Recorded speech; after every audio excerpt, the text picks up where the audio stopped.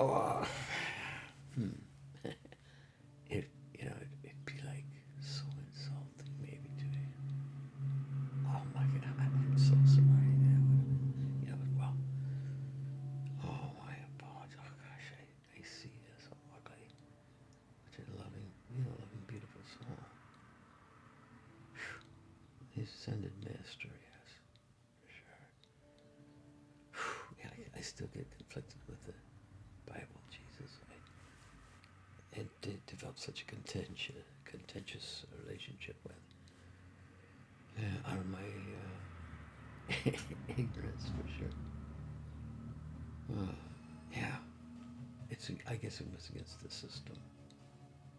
The system, religiosity, how it just so indoctrinated and integrated into people's lives that allowed such horrendous standards of conduct by humanity, religion. Oh my gosh, yeah. It depends too much on an intellect that we don't own. If we were smarter people, it could be a beautiful thing, probably. But yeah, we just, we let our human aspects, determine what religion is, not our spiritual, you know, yearnings or attachments. Or, when you get connected to the beautiful, loving universe, you can see that just as close as you and me, in a manner of speaking. It's right here. You don't have to go anywhere for it. It's right there, right? We're all part of it. You don't need religion for that. And religion is fine. It's not a problem with that. Especially if it's focused on behaving in loving ways, for sure. Yes, in all things that can be demonstrated that way. But religion in general, I think it will provide a kind of a levelizing. I think you'll see more of a adaptation of a more, I say, relevant message from religion, with less of a historic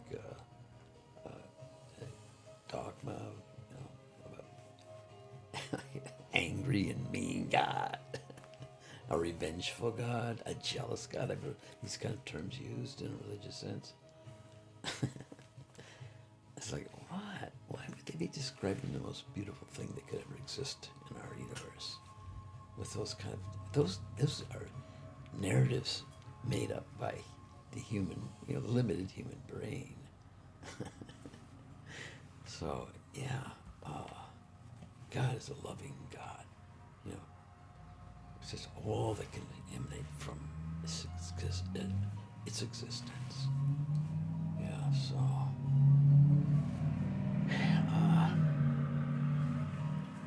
So in originally, I had this huge pushback against my most immediate contact was Christianity, and I was even involved in churches that. And see, here's the thing about that is that it was one of the most spiritually rewarding periods of time in my life. Around these beautiful spiritual people, the church was the focus and the starting point for that, and that was good. That's for good. It's just when churches go and try to control people's lives and tell you how you should live your life, and they don't even know how to live theirs, in a spiritual sense. So, yeah, so, for me, it's just easier to step away from it. Oh, I love the two churches I was involved with, and the spiritual energy there. I loved it. It's so beautiful. It's beautiful to be around spiritual people. Yeah, so, but I'm just saying, it's, you don't go to heaven because you're a particular religious thing. It's in spite of it. Yes, but it's a source. It's like a meal spread out before you, and you just gotta take a buffet of what's available out there, and things that satisfy your, spiritual calmness, and things that you feel comfortable with. Yeah, that's fine. There's no problem with that at all. You know, just don't ever let us, use the religious things as matters to help solve, civil uh, disturbances, and you know, let's keep it out of the religious realm.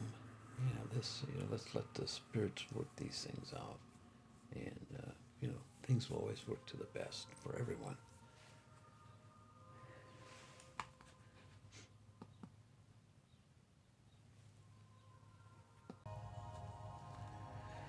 So, about my relationship with Ascended Master Jesus. It's like, when I had this strong anti-organized religion mentality,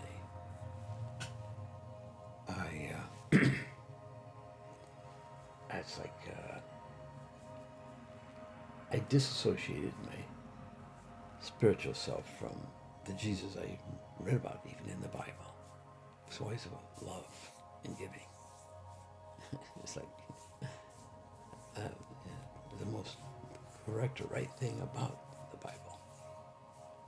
Jesus' life and his actual words. It was only a part of the story, though. In what was informed to me is,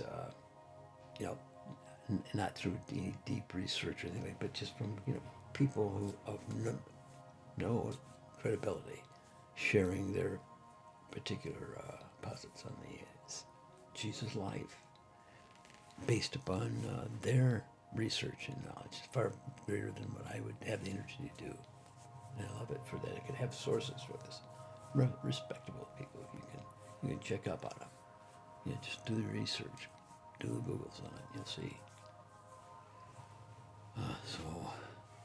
There's a strong Yogananda. I ever read the autobiography of Yogananda, and he talks about Jesus' spiritual journey to the East, to meet with other spiritual people like India. That's it. That's where they account for that missing period of time. It's like last recorded time at 12 to the next time it was like 32 or something like that. So what happened to those years? Well, that's where the story gets interesting, because based upon these historical acknowledgments of his life, which could be based, traced and recorded, based upon, again, because there was a very distinct following that kept the narrative alive, about this man.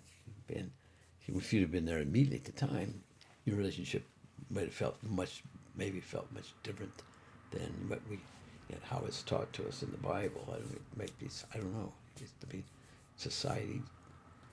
These are how people interact, with no instant communication, the internet and all that stuff. So people communicate and relate differently. It's a whole different mentality or mindset. It's like people thought slower, maybe. I don't know.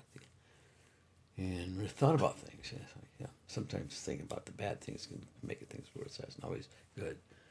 You gotta loosen yourself from those entanglements that make you color your, problem-solving skills. Don't interject anger or hate into developing, the answer, because that just throws them the formula out of whack. It affects the way you think about things, and it doesn't bring the best or most positive, effective answers or solutions to problems trying to be solved.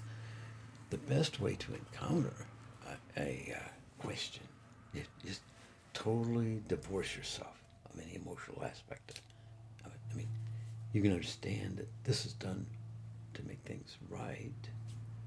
That's a concept you're dealing with right now. You have no omission of feelings like, what really was right in this situation? And you just sit and analyze it. depending the degree of or intensity of the situation, little minor things, you just kind of navigate your way through these things. It's like how to deal with them.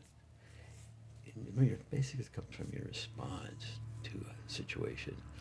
Is if you're totally removed from it, and you're looking at both situations, and say, what could have avoided maybe that even happening in the first place, and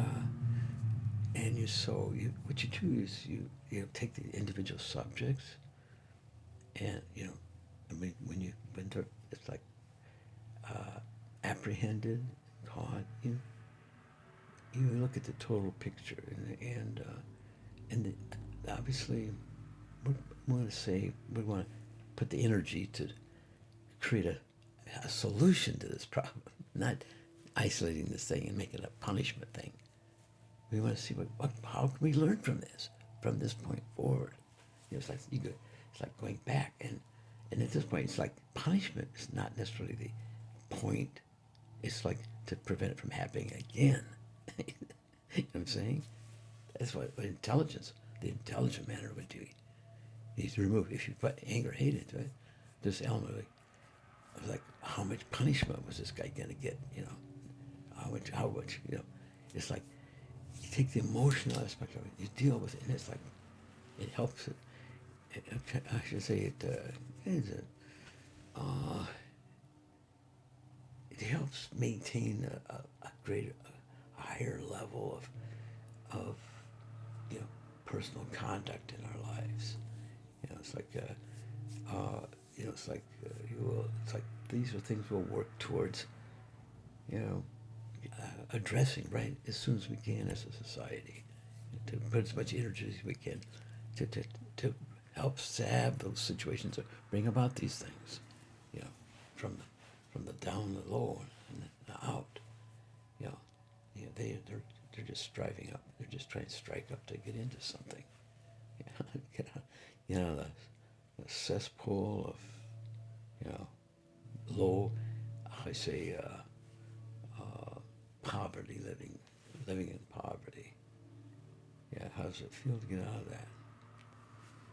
Yeah, how frustrating, how futile that might feel. So, we've got to help these people, starting at the bottom, the very lowest. We got to start looking at them, and we got to start looking for them, and we got to look out for them, and, do what we can to uplift their lives. That's the first and most important thing we need to do. Oh, wow. Thank you, Jesus. These are his words.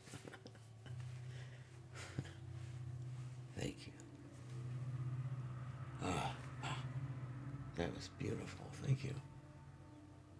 I'm going to take a break for a moment, and I'll join you in the next session.